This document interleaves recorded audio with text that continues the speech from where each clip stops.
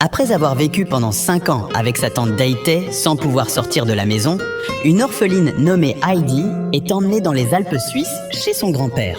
Daythe a trouvé un emploi à Francfort et ne peut emmener Heidi avec elle. C'est pourquoi elle ne tient pas compte des avertissements de la voisine sur le caractère asocial, voire dangereux, de son grand-père. Dès qu'il les voit arriver, grand-père Alpol se fâche et les met à la porte, disant qu'il ne veut pas s'occuper de la jeune fille. Daythe fait semblant de partir avec l'enfant et l'emmène derrière la maison et lui dit de rester pendant qu'elle s'enfuit. Alpol s'en aperçoit et crie après Daythe, mais Heidi lui dit qu'elle ne veut pas d'elle non plus. Refusant d'accepter cette fille dans sa vie, Alpol entre dans sa maison et la laisse dehors. Ce soir-là, Heidi a dormi dans la chèvrerie avec les chèvres. Le lendemain matin, Alpol lui donne du lait de chèvre en guise de petit déjeuner, puis l'emmène à l'église. Le prêtre examine attentivement Heidi et constate qu'elle est forte et en bonne santé. Il pense qu'il est du devoir d'Alpol de prendre soin de sa petite fille. Mais comme grand-père ne changera pas d'avis, le prêtre dit qu'il ira à Mayenfeld dans 3 jours et qu'il pourra emmener Heidi avec lui pour voir si un fermier a besoin d'elle. De retour à la maison, Heidi se demande si elle doit à nouveau dormir dans la grange. Et Alpol lui dit qu'elle peut dormir où elle veut. Comme Alpol n'a qu'un lit et une chaise, Heidi cherche un autre endroit et trouve un grenier plein de foin. Après avoir décidé que ce serait sa chambre, Heidi dit à Alpol qu'elle préférerait ne pas partir, mais elle n'obtient pas de réponse. Le lendemain, Peter, le gardien du troupeau de chèvres, vient chercher les chèvres d'Alpol qui lui demande d'emmener Heidi avec lui pour la journée et peut-être même de lui apprendre comment on fait les choses à la campagne. Heidi est heureuse de partir avec Peter et de passer la journée à courir avec les chèvres, appréciant beaucoup plus cela que de rester à la maison toute la journée comme sa tante avait l'habitude de le faire. Pendant qu'Heidi s'amuse, Peter prend une bouchée de son repas, puis blâme les chèvres lorsque Heidi s'en aperçoit. Soudain, 2 chèvres commencent à se battre et Peter les frappe avec un bâton pour les faire cesser. Heidi désapprouve vivement ce geste et, après l'avoir fait cesser, elle lui propose un marché. S'il ne frappe plus jamais une chèvre, elle lui donnera chaque jour la moitié de sa nourriture. Peter accepte volontiers, mais lui demande de lui promettre de ne rien dire à Alpol, car les gens disent qu'il a tué quelqu'un dans le passé. Lorsque Heidi rentre à la maison, elle se montre maladroite avec son grand-père et dit qu'elle dormira dans la grange, si bien qu'Alpol devine rapidement qu'elle a entendu les rumeurs. Il demande à Heidi ce qu'elle croit le plus, les rumeurs ou ses propres yeux et oreilles. Heidi choisit son propre jugement et embrasse Alpol avant d'aller dormir dans le grenier.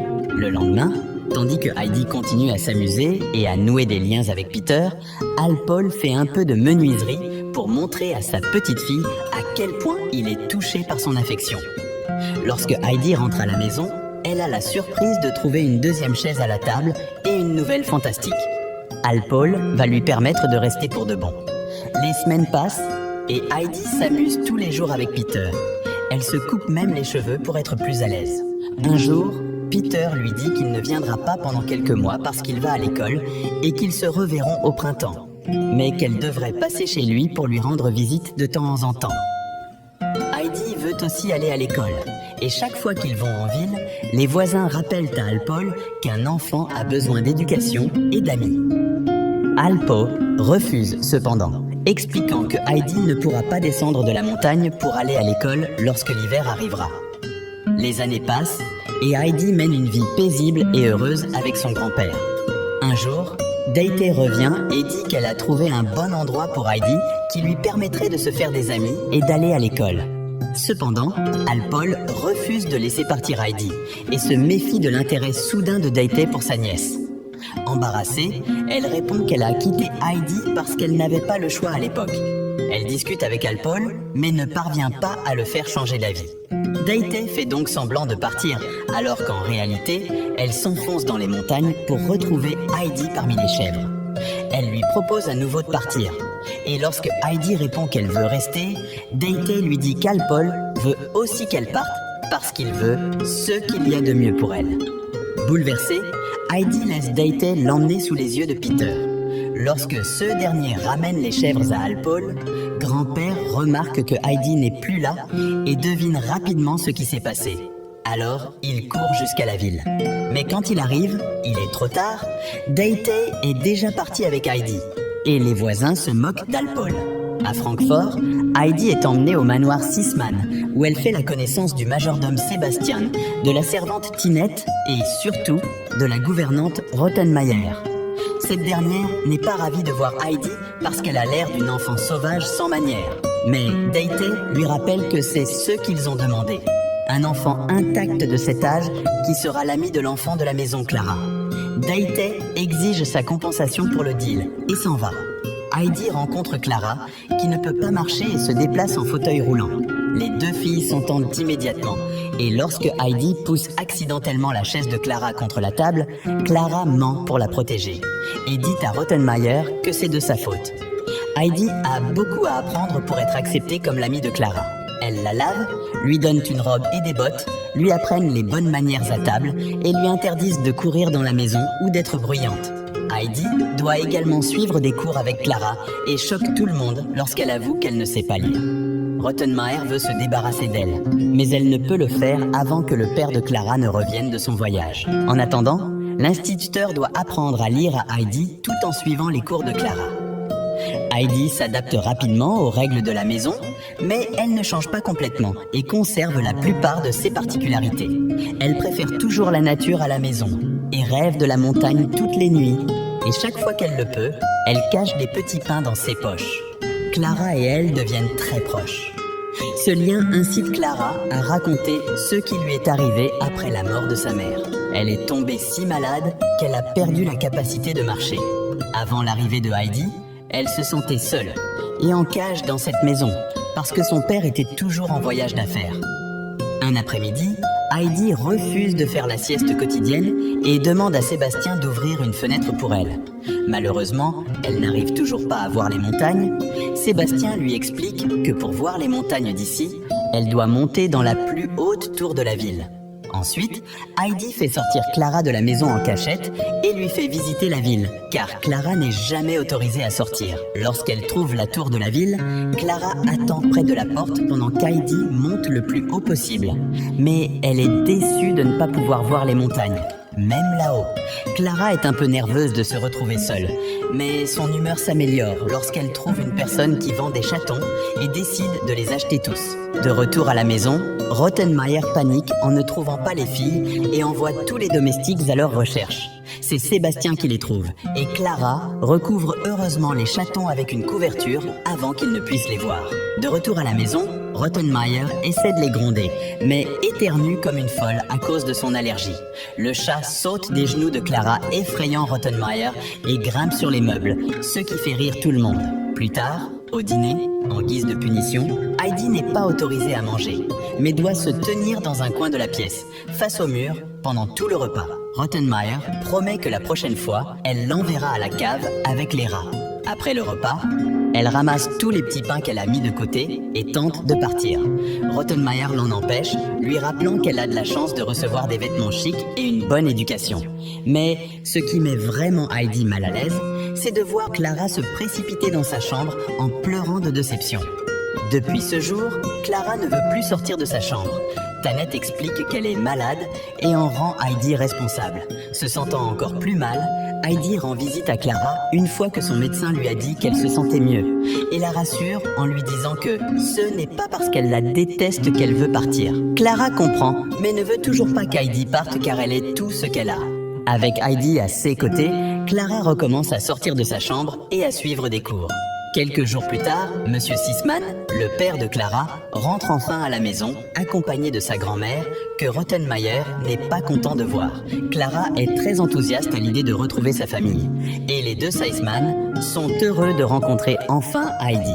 Monsieur Sisman, en particulier, est très satisfait de l'amélioration de l'apparence de Clara grâce à son idée de lui trouver une amie.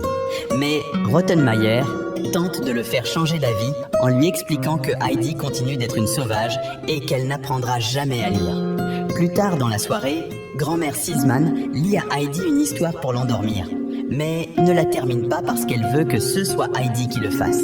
Heidi avoue qu'elle ne sait pas lire parce que Peter a dit que cela ne servait à rien.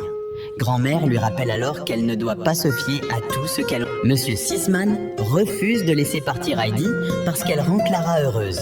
Mais grand-mère Sisman lui fait remarquer qu'il veut qu'elle reste parce qu'elle lui permet de se sentir moins coupable de laisser Clara seule tout le temps. Les choses ne s'arrangent pas lorsque d'étranges bruits commencent à résonner dans la maison chaque nuit.